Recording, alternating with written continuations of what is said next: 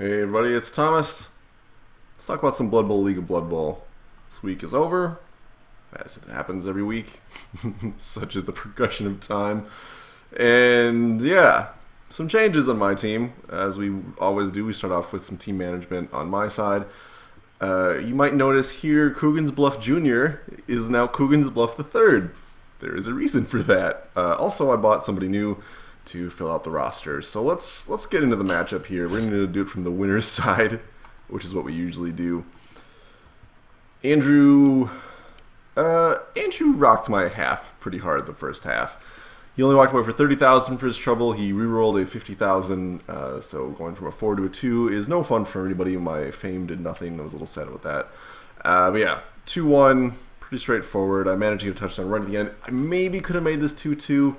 There's a link to the game here. Actually, I have some choices this week. You can watch it on the real-time version that Andrew recorded, which will have basically the same games that I used to do, where we'll be talking over voice, and you'll see the play-by-play. You'll see Andrew's perspective instead of mine, but still good. Then there'll be my video, which will be somewhere over here too, or maybe over here. I don't know. It'll be around or in the description below. But basically, it'll be the kind of analytical views that I've been doing the past couple of weeks due to my video card still being out. Hopefully this week I'll have it back. Fingers crossed. We'll see what happens. But yes, I didn't get a whole lot this week. You just got the MVP and the 1 touchdown. No casualty inflicted. Of course, my Fnatic did a whole ton of KOs and got... That's about it.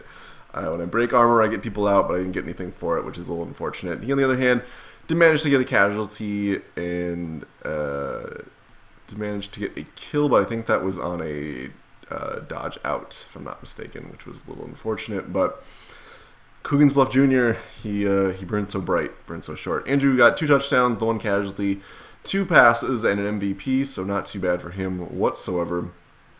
I should feel pretty good about only keeping him to 6, 10, 15 SPP total.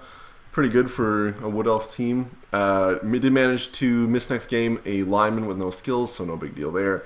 Did get some skills up on some other players, though. He got skill up on this catcher and this lineman. I want to say that's it. And also on this War Dancer. So a lot of SPP in key places, basically.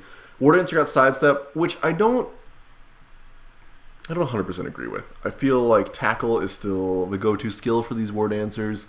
Sidestep is good. It'll make him an annoying marking piece, but he's kind of got enough annoying marking pieces as it is, so questionable quality, to say the least here. He ended up firing his -1 strength lineman and hiring a replacement one, which is okay. I mean, you got rid of that guy. He's not that useful, and you don't want to beat an SPP, so not a bad decision whatsoever. He, like I said, only got 30,000 here, which is really rough. He really needed to get 40 to get the 3rd reroll. At this point, I think he still saves for the 3rd reroll. He can get away with 2 for a while, though, so maybe get another thrower. Wouldn't be a bad idea either. In terms of other level ups, I should quick talk about those 2. He got dodge on these guys, so he's got 1, 2, 3, 4 linemen with dodge, 1 with block. Still no kick because Andrew spites me. And then he got +1 movement allowance on this catcher, which is pretty cool. This is a pretty big boost for this, moving up to 9. This is basically a gutter runner with sprint and catch, so not too bad whatsoever. This catcher is definitely going to be a threat for whoever Andrew plays in the future. That said, still 2 strength like any gutter runner, so is definitely hittable, but still 9 movement allowance and all these skills makes this a very, very powerful piece, and will likely get more SPP moving forward. The thrower didn't get a lot of work in this week, but that's okay. I would also say saving for the 3rd reroll is not a bad idea either. So we'll see. I think picking up the thrower does have the advantage of not getting you a mercenary, so that'd be a thing to consider there. If we look at me a little bit more, just because I didn't really talk too much about what happened on my side of things, I walked away with 50,000, so I'm not too unhappy about that, but I also don't really need the money at this point. Again, this 160 is after buying 2 players. I'm hesitant to buy another reroll. I certainly could. I have the money for it. It'll put me down to 20k though, so I'm a little nervous about that because odds are goblins are going to fall like flies. Trolls can also go down. It'd be nice to be able to replace them. No skills up for me at all. That's what happens when you only get 8 SPP. And they didn't the Pogoer got it. And want to say one of these guys got the MVP. So, whatever. Beyond that, yeah, this team's not going to change too much beyond replacing players. Low Coogan's Bluff the third, maybe the last one I hire. And hopefully, I get some SPP on these key pieces here. Looney Bombardier not getting SPP is not the end of the world, although I would like the Bombardier to get Hail Mary Pass, and I would like the Looney to get Dodge, or something funnier, like Sneaky Get, or something like that. But, yeah, the Looney can chainsaw proc on fouls, which is pretty cool. But the Trolls and the Fnatic, mostly, are the ones I want to get SPP. The Fnatic is so close, and so is this Troll, so I just gotta hope I roll lucky on my injuries next week, which may be easier said than done. We'll get into that in the preview, though. Let's take a look at the other matches. We had a very bloody match for the Skaven versus the Ogre team. Skaven won, he got 50,000, went 2-1, got the ball away a couple times and just sped away with it. Not too surprising. Did get one casualty. I believe this is on a Snotling, also a bunch of tackles here, and looks like some failed blocks, if I'm not mistaken. No, this is a death sustained. Don't remember who died here. I'm going to guess a lineman, probably. Sure. It was recorded, and I don't remember my notes here. But yeah, Chris did a pretty good job of keeping this team from getting any SPP. 2 touchdowns, 1 MVP, and 1 casualty is not so good. This is, God, it's bad math, 13 SPP compared to the 10, 13, 18 SPP that the Ogre team got. So many casualties on this team, and the roster definitely reflects that. The Storm Vermin got a level up.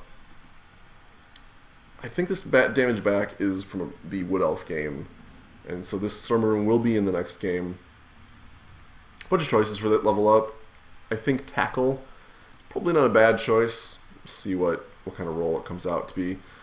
Stand Firm was chosen on this Rat Ogre. Guard on this Gutter Runner, which is interesting, so she rolled doubles. Guard is pretty interesting. I'm okay with that. Any other big changes? This lineman actually got broken neck with +1 agility, which means this lineman's got to go. There's not really any other option at that point. This new Gutter Runner got a touchdown, and this thrower is out. So she's going to be missing 2 players at least. So I mean, she fires and rehires this one. 3, let's call it 3, which would be... let's see, so 6, 7, 8, 9, maybe 2 mercenaries.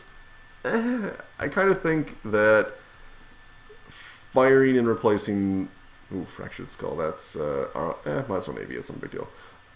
This one's got to go. Too much just wasted team value at that point. It's 40 for nothing, so you might as well get rid of it. So assuming this lineman is replaced, that would leave 110. Which would allow for a second thrower. So at that point, let's see, so these 2 players, let's say, are in, so that's 6, 7, 8, 9, 10, 11. So no new mercenaries. Probably the best call for the use of the money. Yeah, I think that's just the safest way to go. This team value definitely is going to take a little bit of a dive for the next week, but whatever, not the end of the world whatsoever. Trying to think of any other comment I have on this. No, okay, let's look at the Ogre side of things. So Chris lost, technically, but still walked away with most SVP. In terms of winnings, only 20,000. It's not too great, but not a lot for him to buy at this point. He's got all of his Ogres, he's got all of his Snotlings. He doesn't really care. So all of his Ogres are now level 2. I'm going to pretend I didn't see that. We'll go back to this. I did get guard on this one. Got Strong Arm here, which is funny and makes throwing Snotlings a little more reliable. This one is Piling On, which I had last week. Stupid Galactus, who injured me so bad. Diving Tackle is a doubles roll, which means this is the biggest waste of a doubles roll this Ogre team possibly could. I think Chris's sense of humor got the best of him, because this is otherwise a huge, ridiculous mistake. Diving Tackle, while does help prevent people from running away from your Ogres, it's still a waste of the doubles, essentially, but whatever. This team is doing well. Based on the ability that it is a very punchy team in a very soft league, so that definitely helps as well. God, yeah, this team's getting scarier and scarier. Hopefully somebody can put a dent in the Ogres. We'll see. It'll come down to someone who can get claw access, so maybe the Chaos team or the Underworld team. We shall see. Of course, Snotlings are still key things to hit. Without Snotlings, this Ogre team is very, very stiff and not too great, and they're still very slow. So we'll see. In terms of what to do again, nothing. Save for another reroll, I guess. Other than that, who cares? This team is set. Let's look at the next matchup here, which is between Chaos and Amazons. This is a forced tie, so not a lot to talk about. We'll take a quick look at the total SPP and winnings, though. Started with only 20,000, which is pretty brutal. He definitely needed a little more money than that, but in a way, it's actually all he needed, because now he can afford his 4th Blitzer and a Blitzer. He got a level up, which is pretty good. A lot of choices in terms of what to get on this Blitzer. I am extremely partial to getting Tackle. I wasn't for a while because, you know, in a way, Tackle is kind of wasted with when you have block already. And there are certainly more things you could get. Guard actually would be a good choice as well. Depends if he rolls doubles. I think Guard may be a stronger argument given how much this team has a tendency to fall over. Guard also makes the Blitzer cage ridiculous. We'll see. There are a lot of good options, to say the least, for a Blitzer. Having access to strength skills means could get Mighty Blow, which would not hurt. Could get Piling On for the same thing. I still think Tackle would probably help. Having a 50% chance to knock down somebody with Dodge is not to be underestimated. I didn't put a lot of stock in it before, but looking at how the league's progressed, I think Tackle is probably the way to go for that. And as 90,000, so it could afford to buy, I would imagine a second catcher would be in order. Could get a thrower as well. Oh, I'm sorry. No. 90,000 goes to the 4th Blitzer. I'm going crazy. Okay, just ignore I said that. So moving to next week, actually, this team will be very, very solid, though. He will be at 11 players again, which will help just with everything, honestly. Got strip ball on this line woman, which I don't hate at all, actually. Yeah, 4 blitzers, 1 with level 2. This team has slowly but surely rebuilt itself into something that's terrifying. So we'll see how he goes, but it's definitely looking in pretty good shape. His team values are recovered as well. Let's take a look at the Chaos side of things. Level up on the Minotaur, and that looks like it's it. MVP must have gone to somebody weird, like a Beastman here. Minotaur level up is pretty good for him. Depends on what he rolls, certainly. You would definitely not say no to block if he rolls double. Otherwise, I think Guard or Claw is a pretty good argument. One could make an argument for Juggernaut as well, since with Horns you're encouraged to blitz. And with Frenzy, you kind of want to, and Loner, you want a way to remove the bad dice. So if he gets blocked, great. I think Juggernaut wouldn't be out of place. I think Claw would not be out of place. It would certainly help hit Ogres a lot harder. Guard also. Not a bad choice. I mean, the mutation access changes a lot of things that you wouldn't normally get. So instead of Juggernaut, he certainly could get Claw. Tentacles even wouldn't be too bad for this league, but I think Claw or Guard are probably your highest priority skills beyond Juggernaut. Juggernaut's certainly something to consider, though. We'll see. This is the doubles that changes everything, and then you just get blocked, so no big deal there. No other big changes here. He walked away with 40,000. His team value's up to 200. I think he still buys the first and only reroll so far, which would be 120, which leaves him with 80. At that point, you might as well keep saving for the Chaos Warrior. Yeah, his team value is too high where you can't really expect to be getting free rerolls, so I'd say buying the 1 reroll is still very important. Let's take a look here at the last game of the week, which was between the Goblins team and Mark's team. There'll be a link to this video game somewhere up here, as always, but I was very surprised to see the Goblin team won this. A lot of it was some pretty lucky dice, but the Goblin team went on a tear against Mark's team. 2 casualties inflicted, 1 casualty sustained, 10 KOs sustained, which is kind of crazy.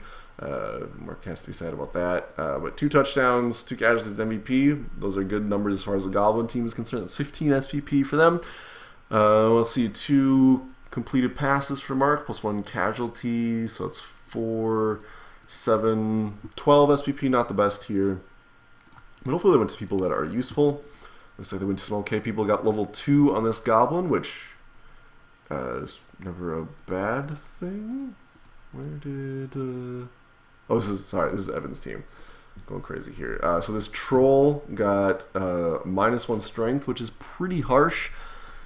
I don't know if you keep this troll or not. He's level 3, so maybe you do, because 4 strength is still a big deal, but that really hurts this troll. He's out next game regardless. This goblin levels up, could get a lot of things.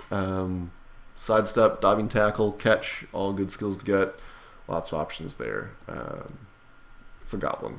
What can you do? I think this team would benefit from catch, just to make the throwing touchdowns he likes to make a little more reliable, but certainly could also just get sneaky get to have a more dedicated fouling player. But I think that's hard to argue with the Looney not being your fouler primarily, but still. Not like this team can't afford to foul more. 200, I think he buys his 3rd reroll and is quite happy about it. That would make this team pretty fantastic. I think he said he forgot to buy it last game, which is unfortunate, but he'll definitely have the money now. Could also make the argument that you fire this troll and replace him, but I don't know. That's level 3 is still pretty useful. We'll see. I don't know. Tough call, certainly. One I'm glad I do not have to make. If we look at Mark's, who did the damage here, you got 20,000. Oof, that is rough. Let's see where the SPP went. Looks like it went to the troll and the other blitzer, I want to say. Ugh, this goblin. Let's talk about this here. Tackle, definitely good, like we talked about for other players. Tentacles is a reasonable choice here. This troll will be hard to get away from, which is always something you want for someone with claw and mighty blow. Yeah, no other changes. That's pretty rough. I mean, having the SPP congregate around these people is a good thing and a bad thing.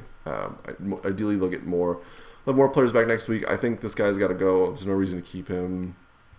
At this point, it might be worth it for Mark to just fill out his roster, because the Goblins are squish.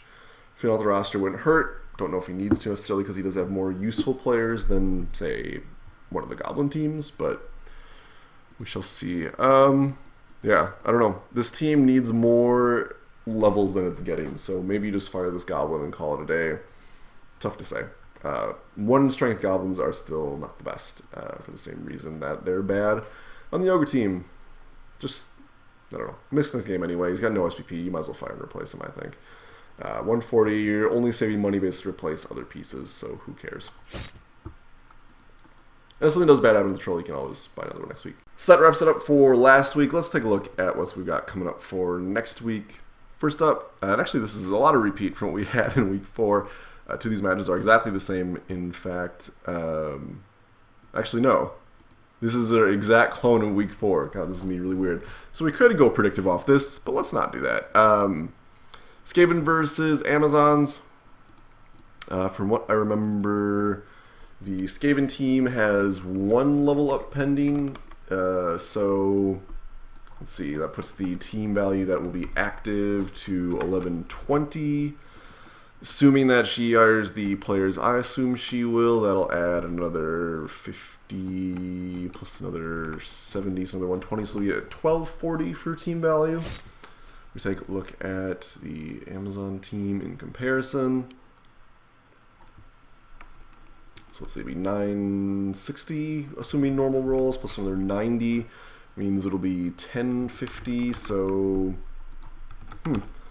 let's see, that'll put the total inducements to 190, which is pretty good. It means you can get a wizard or another apothecary, depending on how gun-shy is feeling. Apothecary and Bay would be the safest bet. Wizard's probably the funnier choice. We'll see. If he rolls something not a normal skill, that could change entirely. Probably Wizard is still the best bet, just to shut down the escaped gutter runner.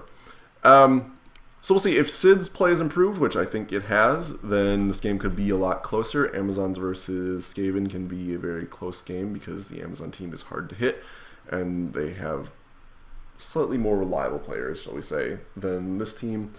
Still, that was before this team had 4 gutter runners and a lot of skills. It's going to be really hard to take down some of these gutter runners.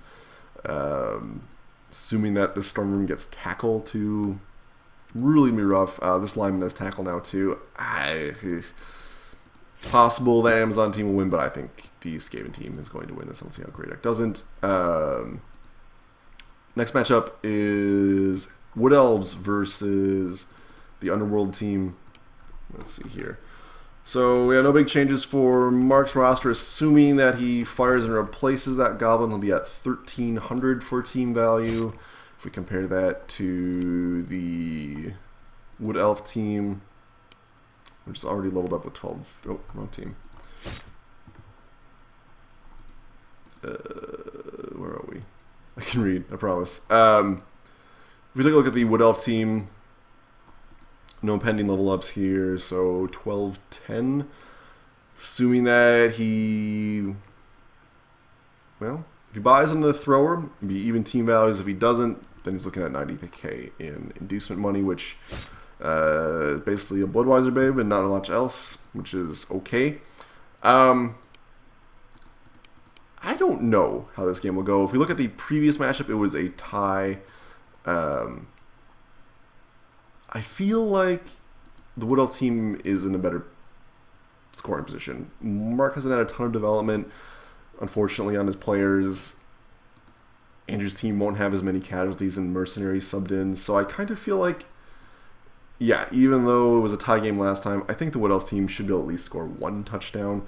He's got a lot more faith in his abilities to pull off elf crap. We'll see. He got pretty lucky in our game in the first half, but I still think he can do okay here. This is a repeat of the Goblin versus Chaos team, or Goblins Ogre team. If we go by what happened previously, it'll be a tie game, which is actually not that unlikely here. Let's take a look for inducement money, because the Goblin team should be getting quite a bit from Chris here. So let's see here. We assume some normal level ups, nothing too fancy, will be at 1070. Assuming he buys reroll number 3, that'll be another 60, so he'll be at 1130. If we take a look then at Chris's team, which I don't think has any pending level ups, 1420. Oh my god, so much. Means 290 in inducements over to the Goblin team. That is a lot. That's 3 bribes and then another 140. So that could be a 4th team reroll. Could be just another Apothecary, which wouldn't be too out of place against an Ogre team. Could just be a bunch of babes, which would definitely help getting KO'd. It depends on where he thinks Chris's luck is going to be. This Troll being mixed next game is going to be a huge factor, for sure. Chris also not now knowing what to do against the Fanatic will not help as well. And this Ogre team just has a lot more going for it. As the 6th Ogre has more skills and everything, guard on this Ogre is going to be a big deal. Multi-block is still going to be a big pain against the Goblin team. Diving Tackle might be annoying, but it'll probably be worthless. And Polynon, still incredibly deadly. We'll see. This game could definitely go Goblin's way. Goblin could go on a total rampage. But I honestly think the Ogre team just has too many punching advantages at this point. Missing next game on the Troll is probably what's the swing factor here. It'll be a low-scoring game, as always. Nothing more than 2, I'd imagine, for each side. But I think the Ogre team should have this. And me versus Chaos coming up next here. This is kind of what I was talking about for why I'm just buying out. I have 1210 now, and I'm not expecting to get anything else here in the meantime. If we look at his team, you know, assuming normal level ups will be at 1040, so I'd have to do a lot just to not have enough players. And he can still hurt me, so so if he doesn't buy anything, he'd get 170 in inducements. If he decides to buy a reroll, which I think is the best thing, he'd still have 110, which would still be another reroll. So he'd be done at 2 rerolls with this lineup, which is pretty good. But I still think I can win this game. Just because I won it before. And I think I can play a little bit better. We'll see. Having the Bombardier will probably help. Hopefully he doesn't get injured again. Just having, you know, diving tackle and stuff like that will help as well. As long as I play carefully, should be fine. Albeit I had 2 diving tackles last time, but I have catch now to help with the ball moving. I don't know. I'm feeling pretty confident. I think I can definitely get this win again. So Weird, I knew that we had a couple repeat matches. I didn't know it was an exact clone of week 4. So we'll see how this goes, see how similar it is. Quick recap here. I expect the Skaven team to win, although certainly not another 4-0 blowout. For this one, I expect the Wood Elf team to win. It might be pretty close because Mark can definitely put up a good fight and he defends very well. We'll see. Ogres versus Goblins. I expect Ogres to win by a teeny bit, and I expect me to win probably 2-0, 2-1 again, because Goblins only score so fast, and I have no incentive of scoring fast if I've got the draw ball first. So that's what I expect to happen. We'll see how wrong I am. Let's take a look at the rankings here. After this week, Skaven's still at the top with 5-1-0, undefeated. We will see, maybe Sid can prove me wrong and break the curse. Wood Elves with 3 wins, puts them at number 2. Mark and I are sitting at 3 and 4. Mark tying one more than I did. It's definitely putting him that 1 point ahead, so we'll see what happens. Weeks moving forward, if Mark loses and I win, I'll move ahead of him for sure, so that'll be exciting. The rest of these, not a lot of changes will probably happen. Crystal will probably move up to 5th or 4th, depending on how well he does here. Hopefully, I don't know. I feel bad for Sid being at the bottom here, but we'll see how he does. Hopefully he does better. Let's take a look at the old Hall of Fame. Most experienced player. Not too surprised to see all the SPP hoarders getting the stuff here. God, I wish I was getting stuff on my trolls. Best scorer warns the one cheese, and the Wood Elf team having the highest ones here. Not too surprising. I expect more and more of these positions to be taken up by Skaven and Wood Elf teams. Best thrower, not a lot happening here. Only 1 interception still. Most violent players, the Ogre team is slowly taking this over, with the Skaven team following up for most number of players on here. Ooh, so many injuries caused. It's terrifying. And once again, I'm really jealous of these trolls. God, kills me. My Pogor continues to run so far. He runs so far away. Yeah, I don't know how long I can stay on this list here, but yeah, 4 players on the Skaven team. I think these are probably all the gutter runners, honestly. Let's keep going though.